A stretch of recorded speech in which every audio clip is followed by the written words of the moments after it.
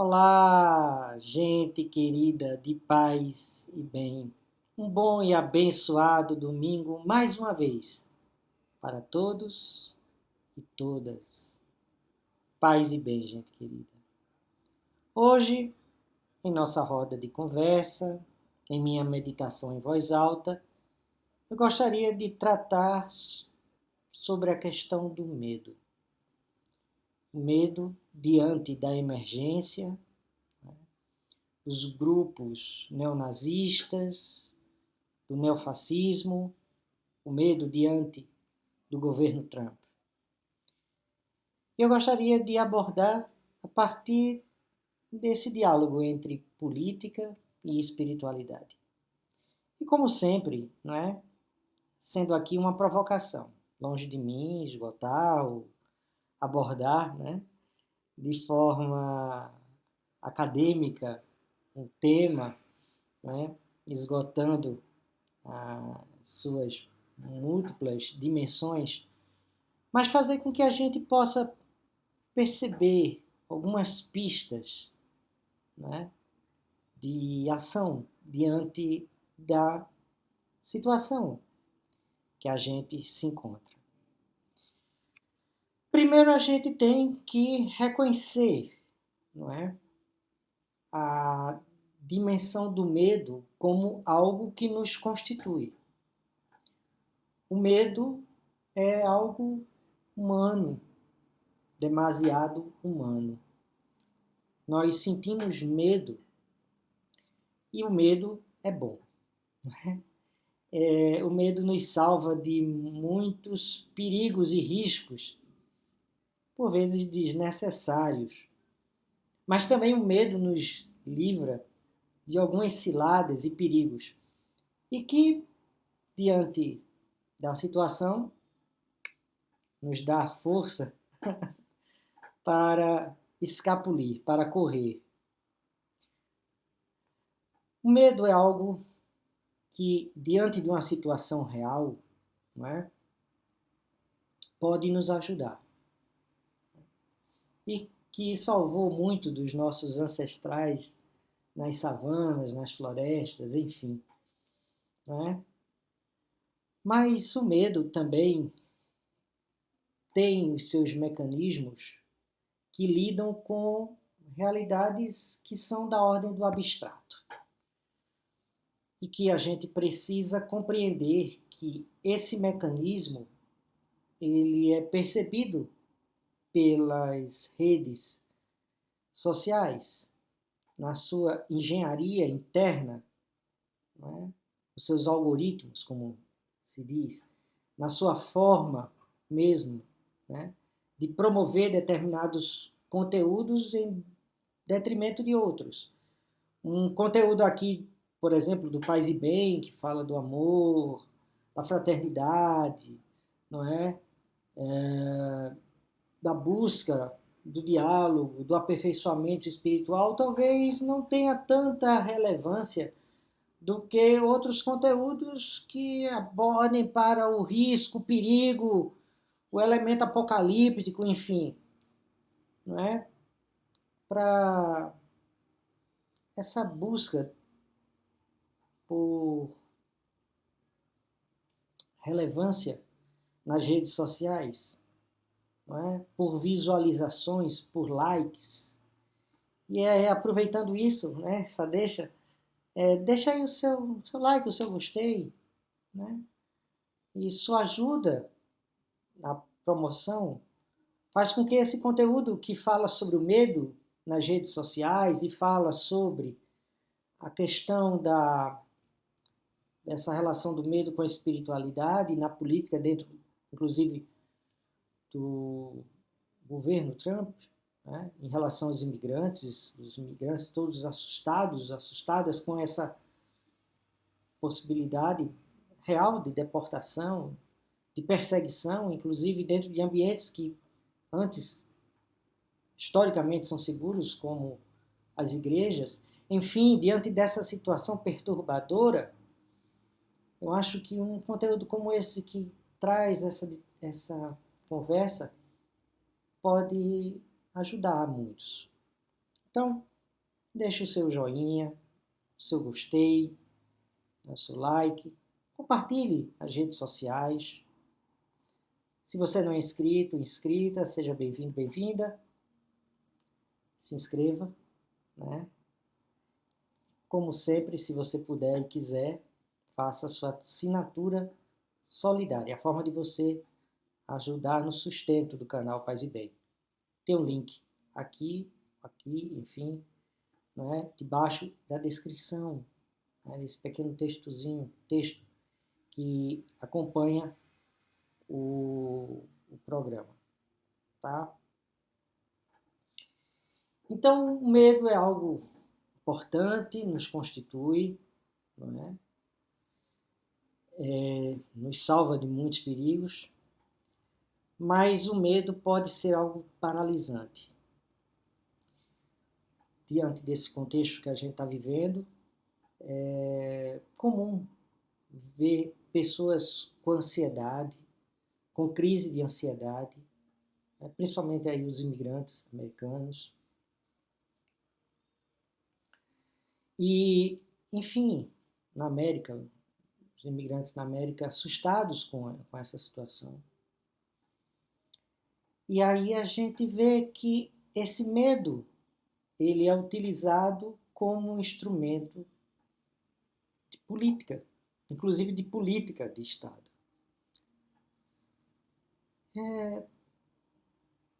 É algo que a gente tem que lidar. Não dá para esconder, não dá para fazer de conta que não existe. Ele é real. O medo, ele provoca ansiedade, angústia, ele deprime. Mostra e revela a nossa impotência diante dessa situação, o que fazer. Né? Daí a dimensão do paralisante. E a gente tem que reconhecer que quando a gente faz uma trilha, um caminho espiritual honesto, sincero, maduro, a gente tem que enfrentar o medo. Os nossos medos. Assim como, não é, a gente, dentro dessa caminhada da maturidade espiritual,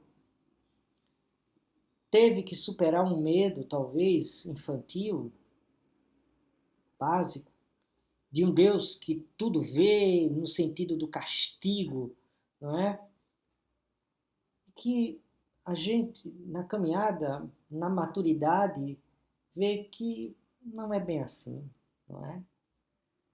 É um Deus que tem a consciência das coisas e da realidade, mas que essa consciência se faz de forma amorosa e compreensiva, inclusive, das nossas limitações dentro de uma dimensão temporal e física.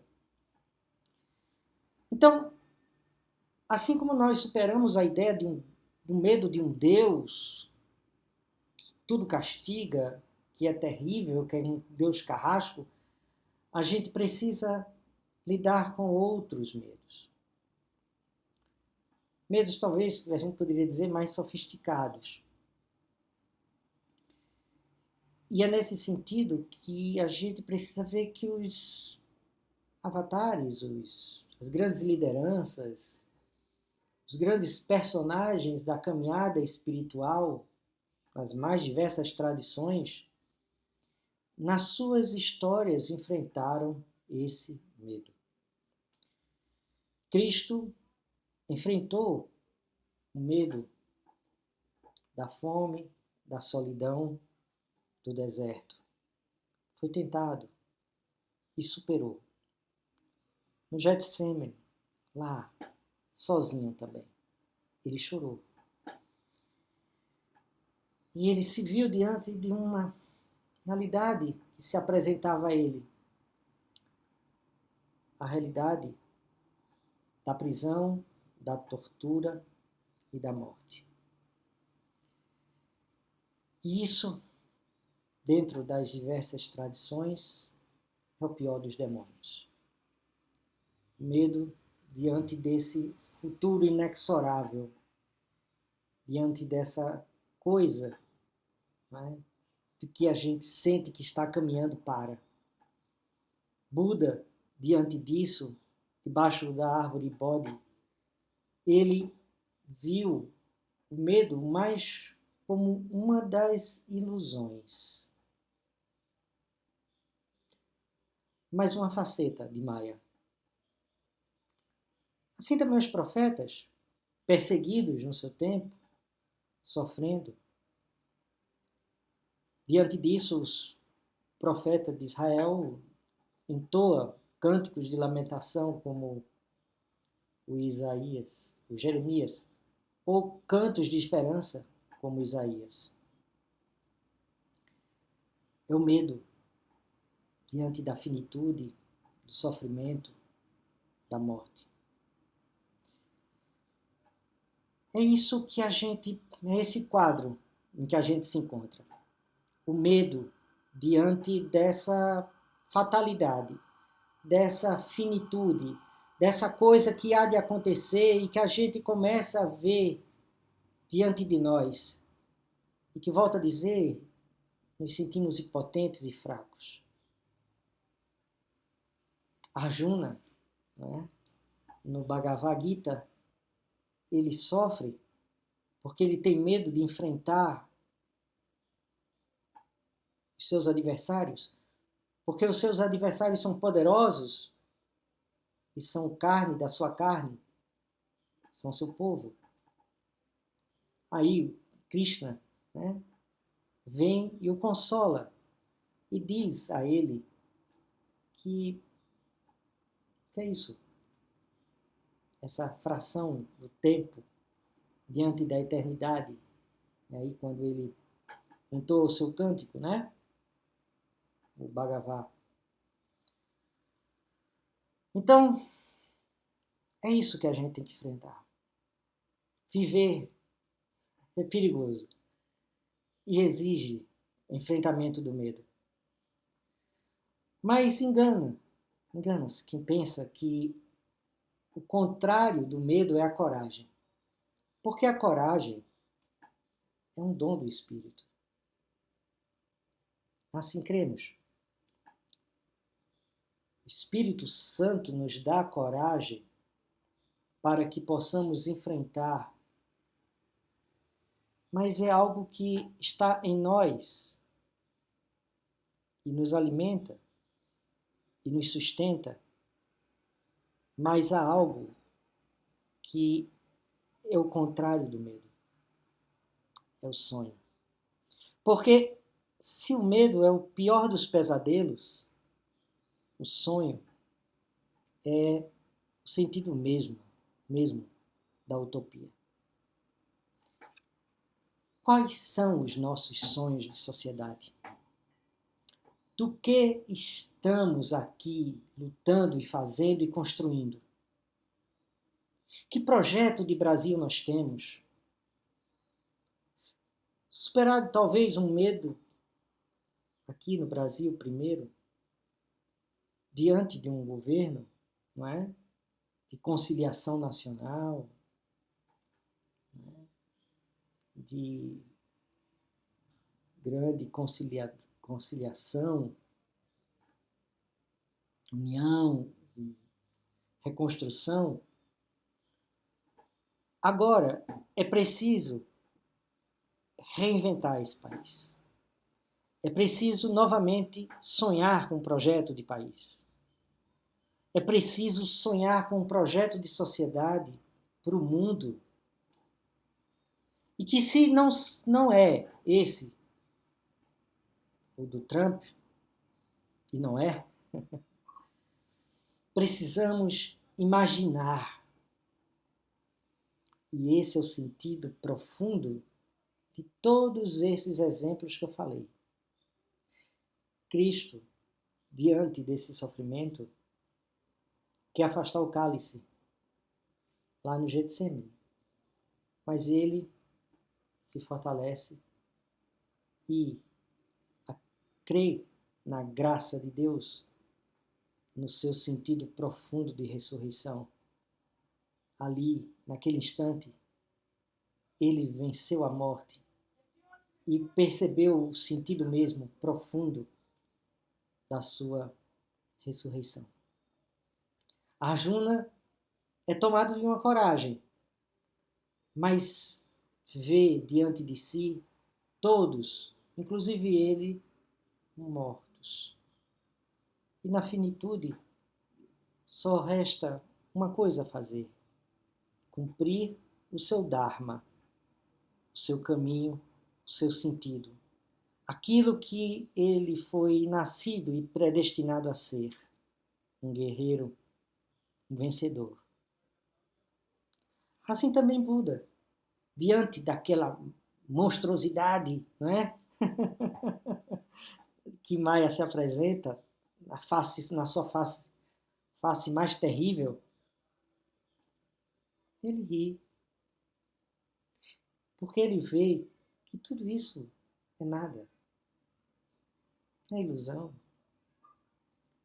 é tudo mais uma dessas coisas em que o mundo nos apresenta e que, assim como as coisas boas, as coisas ruins também passarão. Porque tudo não tem substância, não tem mesmo essência, se estamos, né, realmente conscientes, iluminados, despertos. Dentro do budismo é assim. O que eu quero aqui? Porque esses não foram pessoas, estrito senso, corajosas, mas foram pessoas que tomaram para si o seu destino, tomaram cada um à sua maneira, assim também os profetas, assim também o profeta Mohammed, tomaram para si o destino a realizar, aquilo a quem empenhar, o sentido da utopia e do sonho. Creio que precisamos sim. Para além de 2026, 27, 28, 30, enfim, restabelecer um projeto de Brasil e de mundo, um projeto que acomode, que acolha todos e todas que estão fora desse sistema e desta teia maligna que nos cria perplexidade, angústia e sofrimento, e que a gente possa depositar na construção coletiva desse projeto. Somos capazes disso? Um país verdadeiramente novo, utópico, sonhador, para além de mercado, para além do agronegócio, para além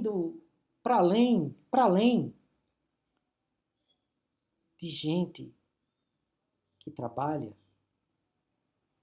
de gente que realiza, que se realiza, que se expressa no coletivo.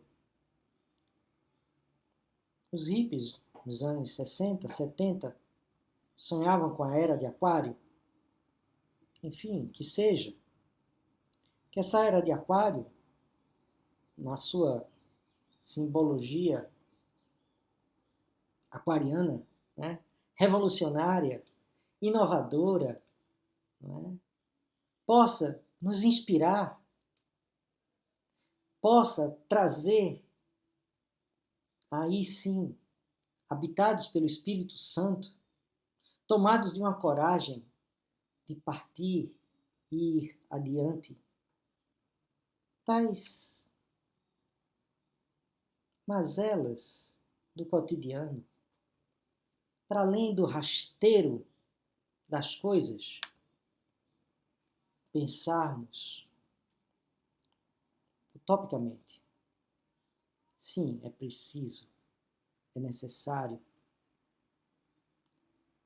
Só assim poderemos vencer o medo. Precisamos, assim dessa forma, vamos construir aquilo que é verdadeiramente novo.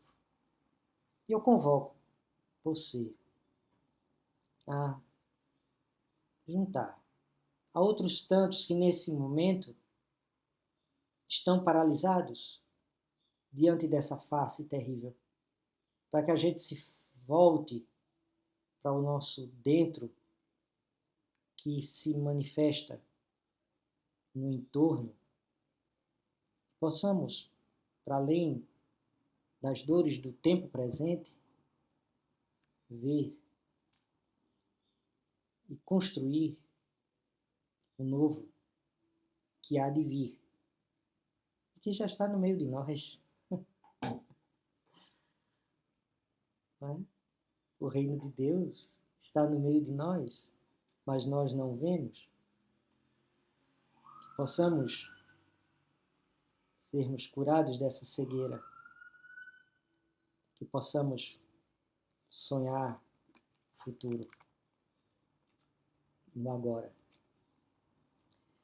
E é nesse esperançar verdadeiro, de alegria, de coletivo, de originalidade, de novidade, de gente bonita, sincera, humana, verdadeira. A gente construir isso todo mundo junto e junto. Irmãos e irmãs, eu vos deixo uma bênção, não minha, mas de Deus na vida de vocês. Para esta semana, para todos sempre. 21 horas aqui no canal Paz Bem, oração fim do dia. Todos e todas convidados e convidadas a rezar aqui em Paz e Bem. E, por fim, a bênção.